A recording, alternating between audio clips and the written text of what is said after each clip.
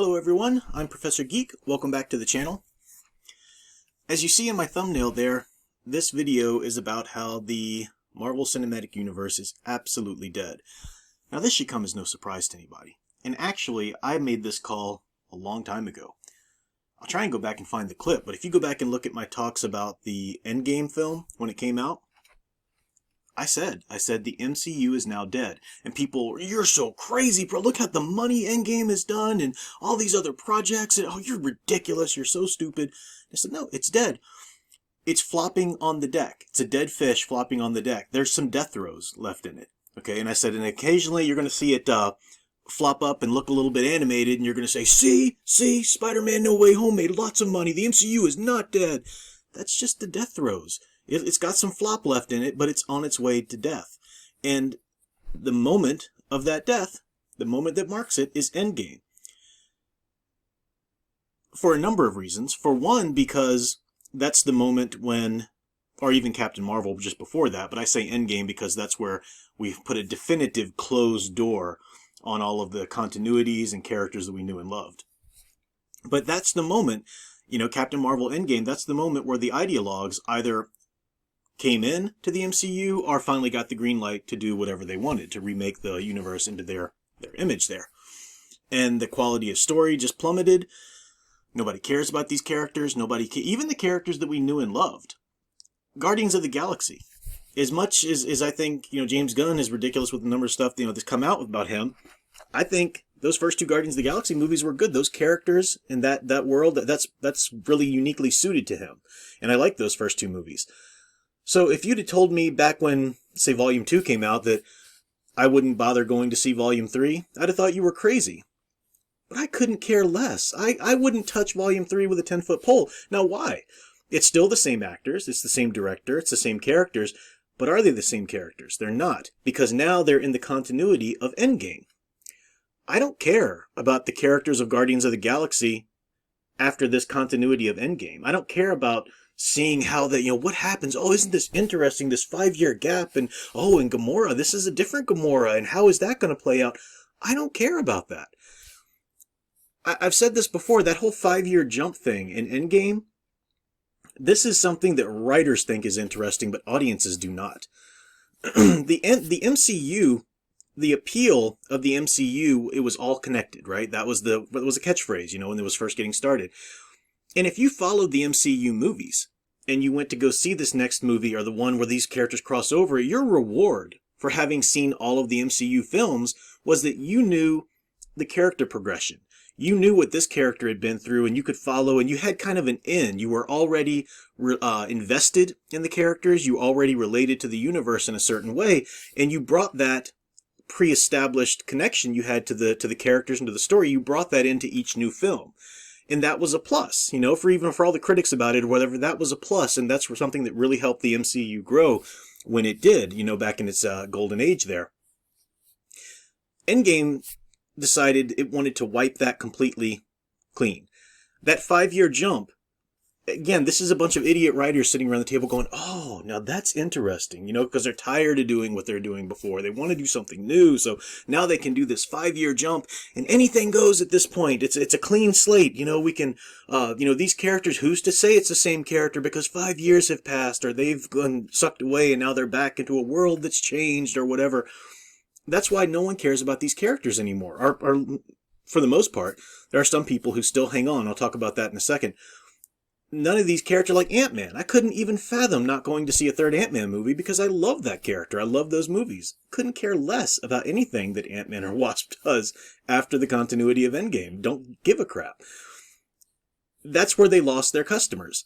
And people are speaking up about it now and saying, yes, because of these woke movies and all this kind of stuff. Well, yeah, sure.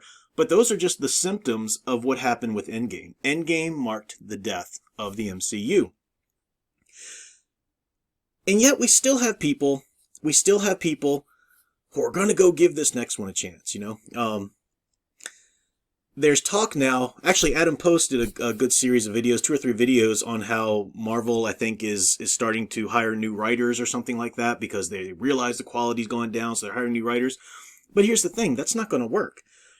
because it's a continuity issue. Even if you somehow improve the quality of story of the next few MCU offerings, you're still in this continuity where nobody cares anymore. And they shouldn't care, because who cares about this universe? You can't go to see a new Marvel movie and still have that benefit of connection, of pre-established, investment in these characters, because you don't know these characters anymore. You don't even know the universe anymore. It's gotten so convoluted now with multiverse, gobbledygook. Endgame was just ridiculously bad. It was epically horrible in terms of the story. There was cool things in it. Like I always say, I'll never shirk seeing, Cap wield Mjolnir and whatnot, but that's not enough. The story sucked. The story was badly conceived and produced and developed. But we still have people, and we've had people from the moment on. But Scarlet Witch is my character, so I do need to watch this new Disney series of Scarlet Witch and just see how that goes, because she's my girl. How did that work out for you? I need to go watch this one, or Thor and Love and Thunder. None of these have worked out for you. The only thing that people squeed about was Spider-Man No Way Home, because they attached a couple little member berries there, and people blindly and gimpily simply came and ate that up, which was just, again, prolonging this death throes of the MCU, which was absurd. I spoke about that in a moment. But, oh no, we're telling them this is more the stuff we want, not the other stuff. Get over it. Really? That was just a flash in the pan plea for some more YouTube clicks from a bunch of YouTubers. That didn't happen. It didn't work. The MCU is dead, and it's going to stay dead. It can't come back. And it's so tragic, because it was an amazing phenomena, that shared cinematic universe. I know shared cinematic universes are kind of overdone now, but the MCU had it just golden. And I still scratch my head thinking, where did they drop the ball? Was Kevin Feige just really a big doofus when we thought he was the great one? And, somebody else, I don't know, Ike Perlmutter or somebody else who eventually left, and then that's where it crumbled? Or did Kevin Feige just decide to kowtow to somebody else, and he's made to do these things now? Who knows? But whatever it is, it's dead. They would never go back and redo Endgame, right? You couldn't conceive of a world where they would do that. But that'd be the only way to save it, to go back and keep the continuity up to Infinity War and put a different ending, a different sequel to that. They'll never do that, obviously. And the actors are all aged up and gone now anyway, so it's just, there's no saving it. The only way you could save that classic MCU in continuation is like through a novel universe or whatever, if you even had people that you could trust to work on that.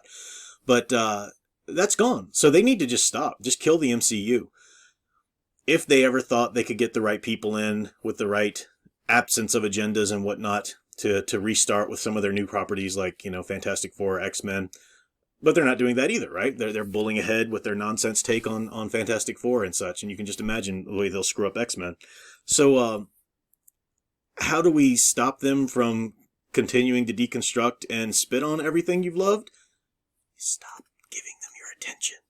Stop watching it. Stop giving it your attention. Stop squeeing about it. Stop talking about all the spectacle and these are the things they need to do and they should do. Just turn your back on them. Make them irrelevant. That's the only way to kill the woke in media. You can't just not give it your money. And sometimes you can, like the Bud Light thing. I don't know. Maybe that'll work. We'll see. But so many of these companies, and Disney especially, in this case, are bigger. They're so much bigger than your little absence of a ticket or absence of this or that money can ever affect them. They will, rob this part of their company to pay off that part of their company. They don't care. If this starts to go down in sales, they will just spin a narrative. They will swing it around some way or other. It would have to really be like nationwide boycott. I mean, if the go woke go broke thing, which is true, but if that was going to actually affect any change at a big company like Disney, it would just have to be like worldwide. You'd have to have it so much bigger than I think it could ever possibly be. So how do you affect them? How do you hurt the woke ideologues in media? How do you actually stop them from spewing their nonsense? You turn their back on them. You make them irrelevant. And that's starting to happen slowly but surely. But Disney needs to become irrelevant.